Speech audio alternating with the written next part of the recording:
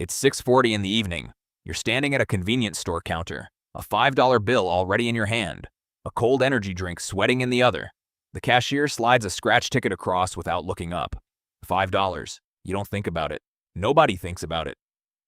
Because $5 is the price of not having to decide. Nothing.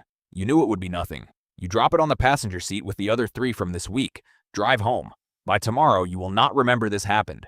That is the entire point of $5. It's the exact amount that vanishes without leaving a mark.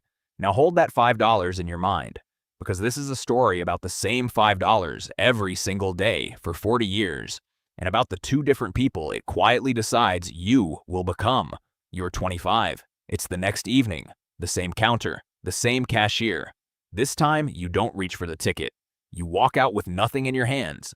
You open an app you downloaded the night before. You move $5 into an index fund. The whole market. One button. No opinion required. The screen says your balance is $5. It looks absurd. It looks like a child's bank account. You feel slightly stupid, like a man planting a single seed in an empty field and calling it a farm. There's no rush, no thrill, no number scratched off to reveal a win. There's just $5 sitting in something that owns a sliver of every large company on Earth. You set it to happen automatically, so the $5 leaves before you can spend it on something with a wrapper. $152 a month. Gone before you can decide against it. You barely noticed it was gone. That was always the strange part about the $5. It disappeared either way. You just changed where. You are 26. A full year has passed. The balance reads about $1,900. You put in $1,825 of your own money. The market added the rest while you slept. $75. A number so small it's almost an insult. You mention it at lunch. A coworker asks how much you've made. You tell him. He laughs. Not cruelly, just honestly. $75 in a year? I make that in an afternoon. He's not wrong. He buys lunch out every day, a drink at the corner store every evening, a scratch ticket when the jackpot gets loud. Roughly $5 a day scattered across 100 small pleasures he will never be able to name later. You say nothing. You close your laptop. The difference between you and him this year is $75 in a habit nobody can see. The $75 is not the part that matters. The habit is. You are 30, 5 years in. The balance is around $11,000. You put in about $9,000 of it. The rest appeared out of time. That same month, a friend texts you a screenshot, a coin you've never heard of, up 400% in a week. He's put $2,000 in. He tells you to stop being a coward. Your boring fund makes in a year what my thing makes before lunch. He's right about the speed. He's wrong about the direction. You've seen this exact shape before. On a counter, under a coin, in a parking lot. The promise that a small amount becomes a large amount instantly, with no time in between. That promise has a name where you grew up. It's called a scratch ticket. You text back that you'll pass. He sends a laughing emoji and buys more. 3 months later, the coin is down 90% and he's stopped mentioning it. You keep doing the most boring thing a person can do with money. You keep being early to bed and slow to rich. You are 35, 10 years.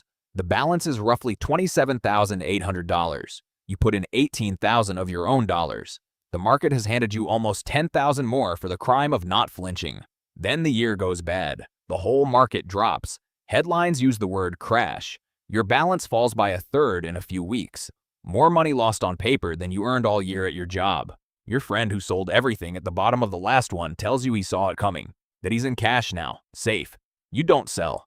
But it's softer than that, quieter than a decision. You simply don't open the app.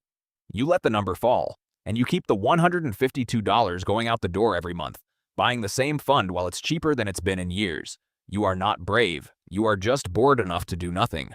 And doing nothing turns out to be the rarest skill in finance. By the time everyone agrees it's safe to come back in, your boring habit had already bought the bottom nobody could see. You are 40, 15 years. The market came back the way it always has so far. The balance is around $52,600. You've put in about $27,000 of your own. For the first time in your life, the account holds more money than you ever fed it.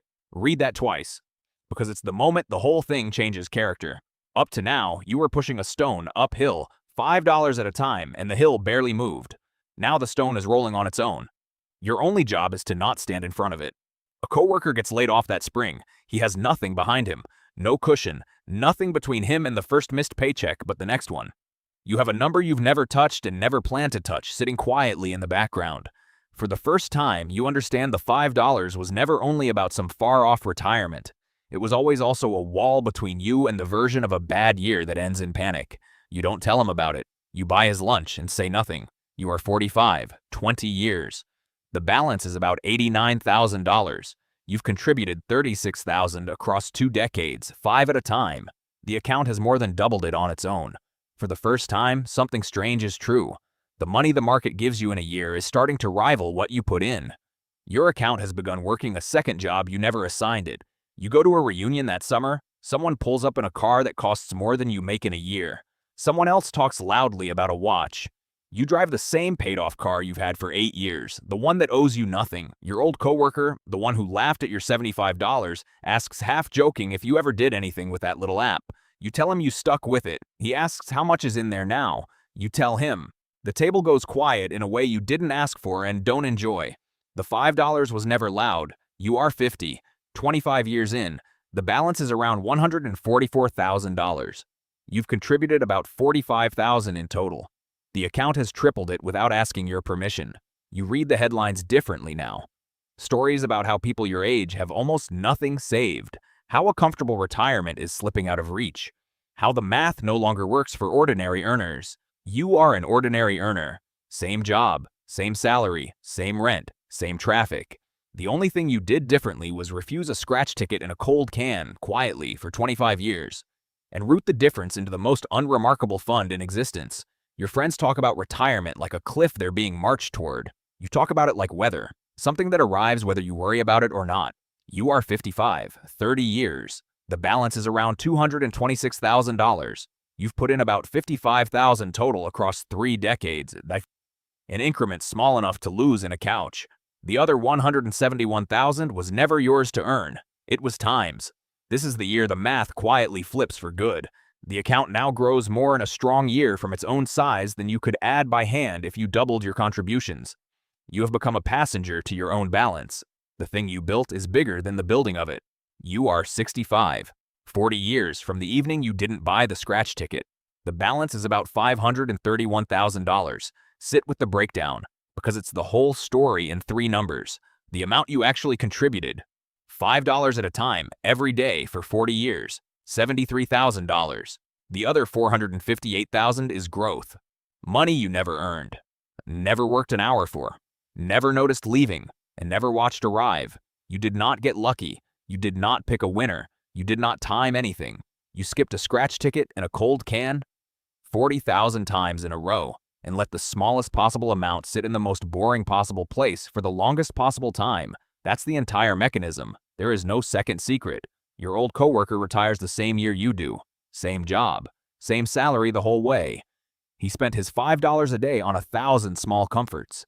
Things he enjoyed in the moment and cannot point to now. Over 40 years, his version of the $5 also added up to $73,000. The exact same money. He drank it, scratched it, ate it, tossed it on the passenger seat. You and he stood at the same counter, held the same $5 bill on the same evenings for 40 years. He has a lifetime of small pleasures and a pension. You have those same pleasures, mostly. And also $500,000 sitting behind your life like a second person who's been working the whole time.